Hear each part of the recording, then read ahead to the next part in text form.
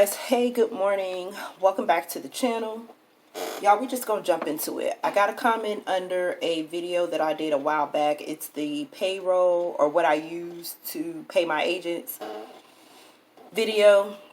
So I'm gonna read a question that's under that video, and we're gonna talk about it, okay? Because I've seen this so many times, and girl, okay, I've tried to be okay. Anyway, y'all, let's just listen. Okay, so this comment, I'm not even going to say the person's name because, you know, it's not their fault. It really isn't, okay? So the question is, do you have any tips for agents needing to switch IBOs? Okay, so that's the question, but then here's the back end of the comment. I first joined under an IBO last year, back in May.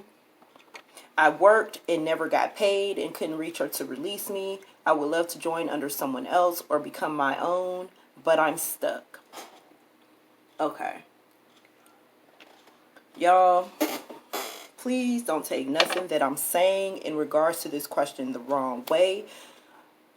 I can only answer this with 100% honesty, okay? Based on professional and personal experiences dealing with Arise and other IBOs. Listen, stop allowing these people to take advantage of you, okay? Not everybody became an IBO for the same reason. Some people look at this as just a money grab, and it really isn't, because it's slow money, okay? It's not one of them things where it's like you scratch a lottery ticket and then you get money, right? No, you have to build it, and then the money comes, okay? Stop getting with these IBOs and then realizing that something's not right and then continuing to stay with them, okay? Stop doing that.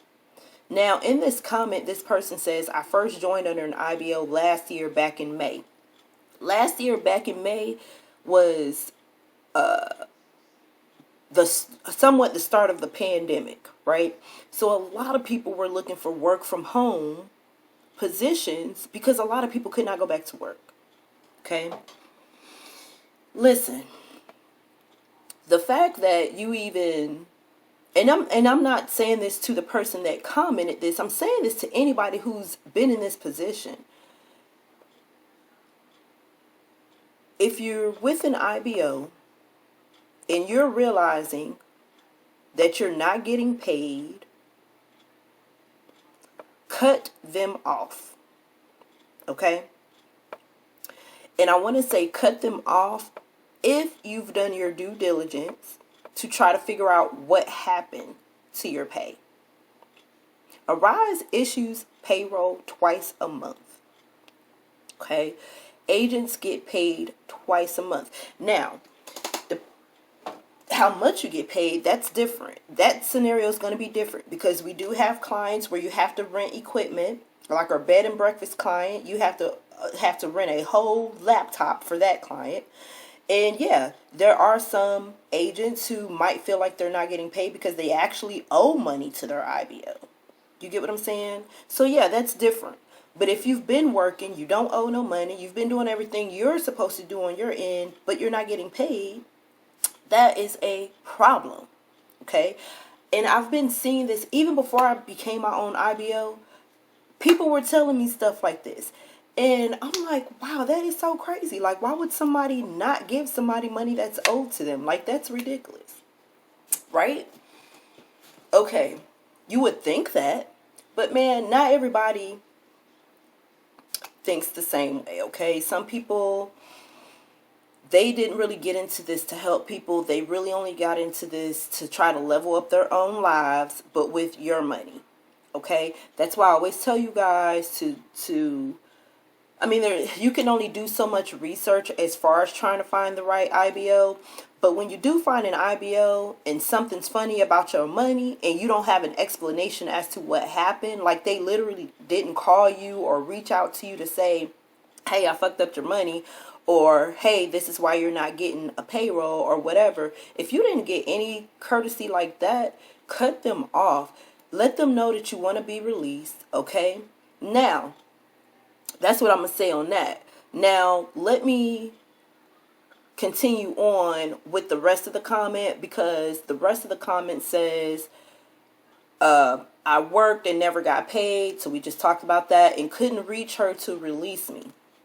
Okay, I'm going to tell you guys this. IBOs, go on Facebook, okay? If you are emailing your IBO and they're not responding, call them. If they're not responding, then go to Facebook. IBOs, on Facebook, you can build a Facebook business page. So you may be able to find your IBO or the company that you're working with on Facebook. Trust me, there's a whole group with nothing but IBOs in it. I'm a part of 2 groups with nothing but IBOs, okay? They're on Facebook, okay? If you reached out to them on Facebook or any other social media platform, including their website, okay, and you're not getting a response, and like so much time has went by, don't keep waiting. Move on, okay? So, don't, because you're probably never going to get a response, is why I'm saying that. And it's very unfortunate that even in 2021, during such troubled times, it's so surprising that people are still doing this janky mess. Like, it's really disappointing, because it makes IBOs like myself, who are actually doing legit stuff, actually trying to build a business, actually helping people. It puts us in a position to look like the bad apple as well. There's always that one bad apple, right? And it makes everybody look like they're bad. So it's really unfortunate. And again, I'm going to just go back to my first comment. I think I said this because I'm just really just talking. Like, I'm not sitting here. I didn't rehearse none of this or anything like that. Listen, I'm just going off the top of my dome. My question that's in my head right now is, why in the world, if you serviced, why in the world did you work all that time and not get paid? Why did you continue to work is the question, right? I would never, okay? No one, even on a traditional 9-to-5 job, no one does that. No one continues to go to work and they're not getting paid, right? Okay. But in this situation, I'm going to give the person the benefit of the doubt. Maybe they felt like it would mess them up, maybe it's their first time working on a platform. Maybe it felt like it would mess up their profile, their account, or whatever, because obviously they haven't been guided or no one's reached out to them. Like, they literally are saying they couldn't reach her to release me. So, I don't know why you guys are still doing that as IBOs. This is just from one IBO to another. I don't know why you guys keep cutting off communication with your agents. Like, my agents, they can reach out to me whenever they want to. Now, I used to send out like a bunch of emails and stuff, but it kind of slowed down because pretty much everybody is in a class or they're servicing. So a lot of the emails and stuff that I would send out, before they actually enroll, I haven't sent many of those out lately, right? Because everybody's doing what they do. Anyway, and obviously whoever this call center is that you've registered with, they keep renewing your SOW. Like, that's crazy to me. They keep renewing your SOW. Like, are you even getting a copy of your SOW? Like, do you even know what it's saying on there? Did you sign an independent contractor's agreement? Okay, so I'm saying this in general, you guys. If you're getting with an IBO and first of all, red flag number 1, if they didn't even give you an independent contractor's agreement, go somewhere else, okay? Go to another business. Go to another call center. Because that independent contractor's agreement specifically explains the business relationship between you two, okay? It also has between you two, as in you and the call center. And then it also has other information as far as like termination, like all that stuff, like if they have any fees, that sort of thing. Anyway, read your independent contractor's agreement, okay? So here's what I'm going to suggest. If this is you in this position and you've reached out to your IBO on multiple outlets, phone, email, website, social media, You're not getting a response. You're continuing to service, but you're not getting paid. They won't even reach out to you to give you a courtesy email to let you know what happened, why you didn't get paid, or whatever the case may be. There's just no communication between you at all, and you're not getting paid. Start your own call center, because at that point, that's going to really be your only option, because the only way that you'll be able to even register under another call center is if you're not already attached to one.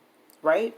So when you go in and you try to register under another call center, it's not going to let you because you're already registered under one. So until that business owner removes you from their roster, you are forever on their roster until you start your own call center. Right? Don't stop letting people take advantage of you guys, okay? Because it's really not that serious. It's a legitimate opportunity to make additional income. And I don't know why IBOs decide to do this and they start playing games. And that's exactly why I became my own IBO. I'm going to tell you guys, I'm going to give you guys this story. And I've never shared this with anybody because I didn't want to hurt no feelings and all that jazz. But honestly, I don't give a damn, okay? Because it's my reality. So some of you probably wondered, like, why did I become my own call center? Outside of me just wanting to help people. There had to be a reason, right? Just, you know, there had to be a reason. So my reason was because of the reason that I'm talking to you guys about today. Okay? So here's what happened. The last time, now, this has happened a couple of times.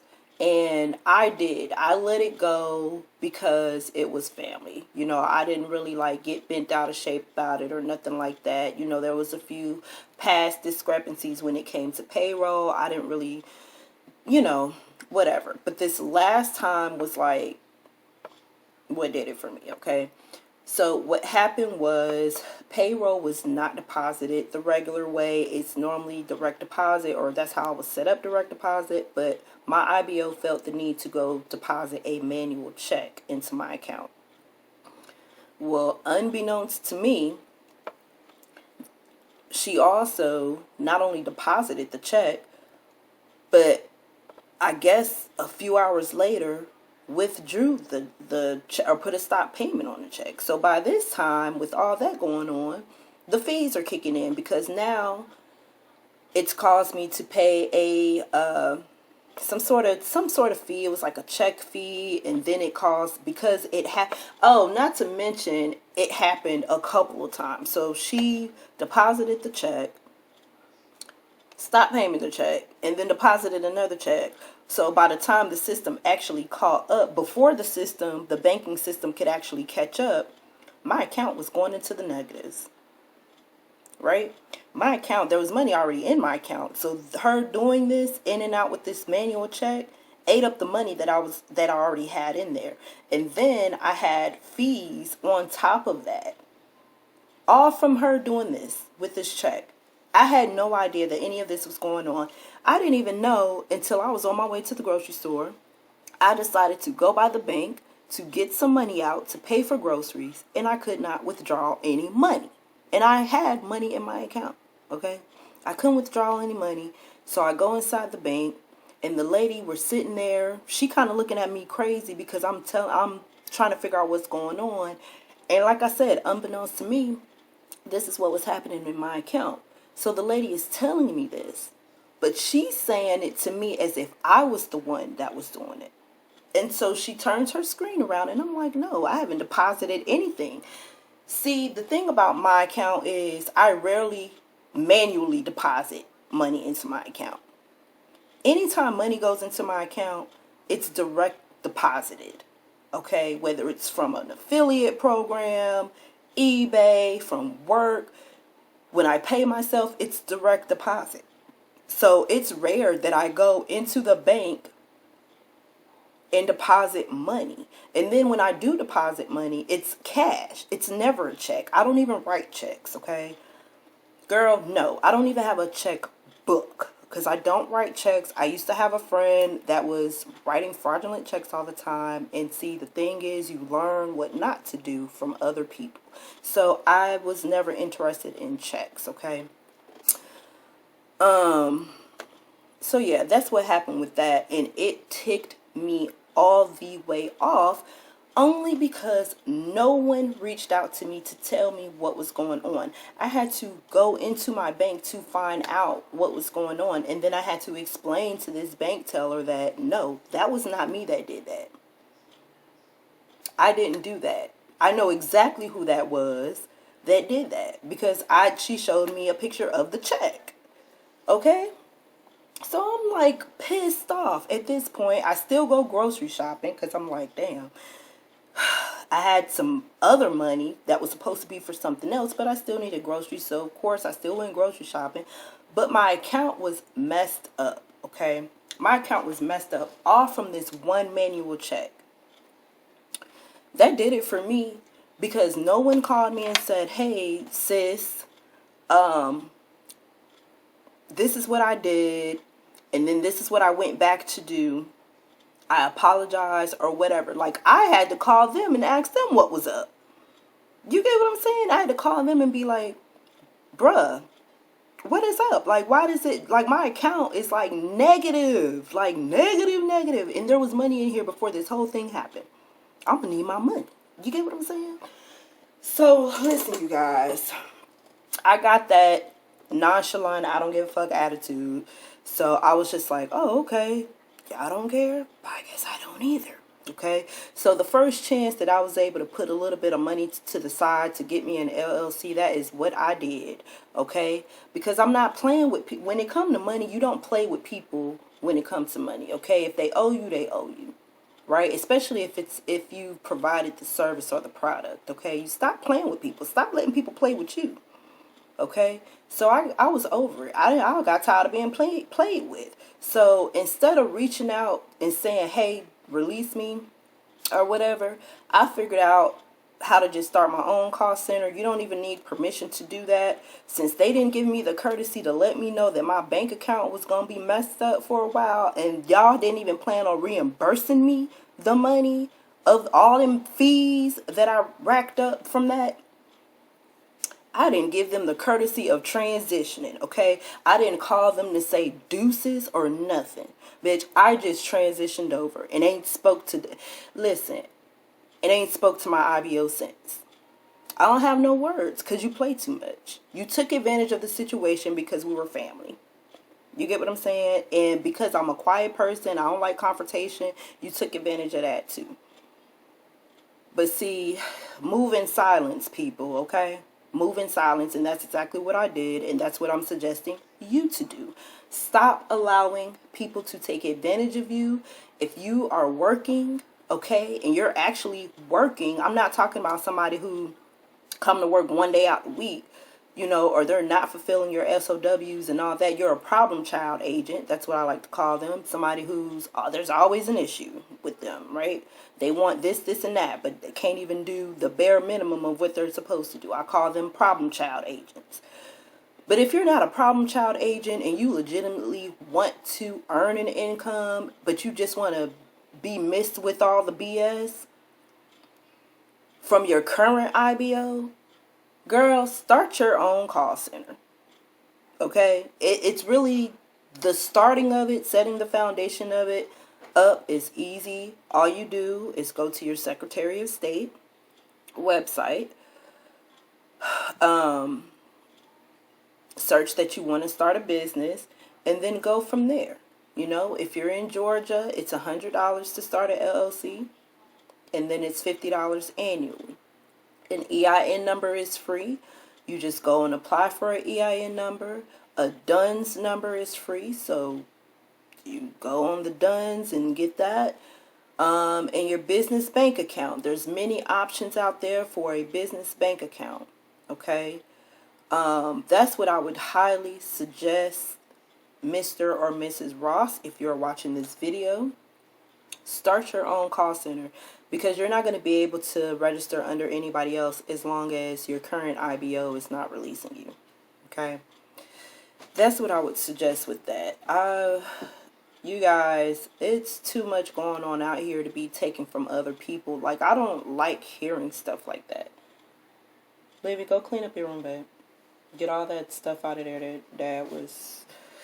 I don't like hearing stuff like that. I be feeling bad because I'm like, dang.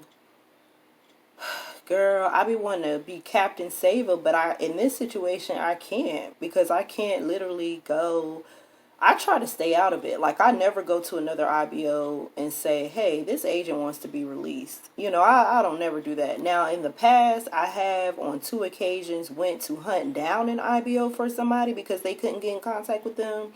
And I knew who they were and what their business name was and what group they were in. And the only thing I did was just message them and say, hey, such and such and such and such reached out to me and they're trying to reach out to you. And I left it at that.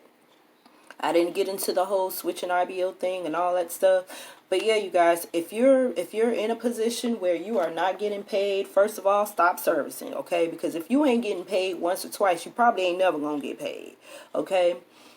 Just being all the way real. And then if these people are not even reaching out to you guys, like my agents, they, like I said, they can reach out to me whenever they want. They have different ways that they can hit me up on the website.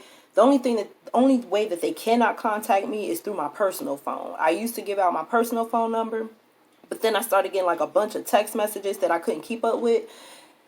And a lot of the questions through text messages would require like a paragraph long response, and I ain't finna do all that through no text message. So I cut that point of contact out. So now I don't care if it's 3 o'clock in the morning. If you guys send me an email, and then when I wake up, I'll respond. Or if you can't get me through an email, if you feel like I ain't responding fast enough, I mean, let's be realistic, you guys. You know, if it take a couple days or whatever, that's really nothing to get bent out of shape about. But yeah, if you ain't talked to your IBO ever or in months, then yes, that is a huge problem. That is a huge problem, you guys. So stop letting these people take advantage of you guys. This is not a get-rich-scheme type of business. It literally is a contract 1099 work from home business opportunity that allows you to make additional income. And that's it. That's all with that. It's not nothing. It's not a scam. It's not. And I wish people stop. I mean, we are in 2021.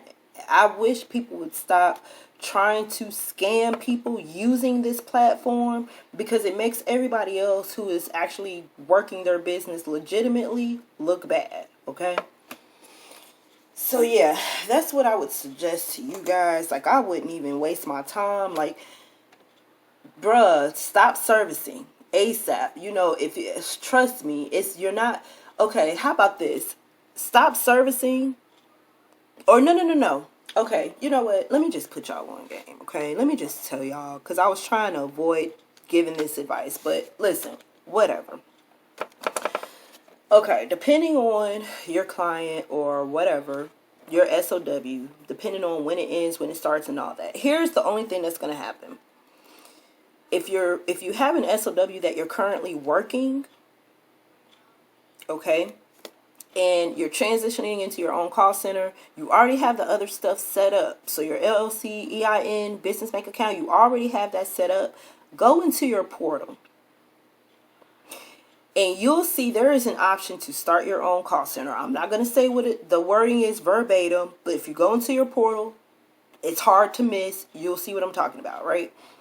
Click on that and get started. The only thing that's going to happen is you'll be able to keep your... Okay, you know what? I'm going to tell you how it worked for me, because I'm not going to say this is going to work for everybody, but I'm going to tell you how it worked for me when I transitioned. I had an SOW that I was currently servicing as I transitioned over. And the only thing that happened is I kept my, I was able to keep my same schedule. I didn't get booted out the SOW. I just had to sign a new SOW with the current dates for my call center. That was it. That's all I did. That was it. Literally, that is all I did. I clicked on this button in the back of the portal, filled out the information, and that was it. Like, I literally didn't even miss a day of work. You get what I'm saying? I was delivered a new SOW with a new set of dates. but it was for my call center. Okay, so I'm gonna let y'all take that. I'm gonna let y'all take that and think about what I just said. So yeah, you guys, we're about 25 minutes into this video. I didn't even think I was going to be talking this long, but it is what it is. This actually was supposed to be like a vlog today, but I see that I'm going to have to just start up a new vlog because this will be way too long of a video if I try to add in a daily vlog in with this. But yes, you guys, do not stop letting these people keep your money, okay? You earn that money should be paid to you. Cut them off if you are not getting paid. Okay? For real. See y'all on another video.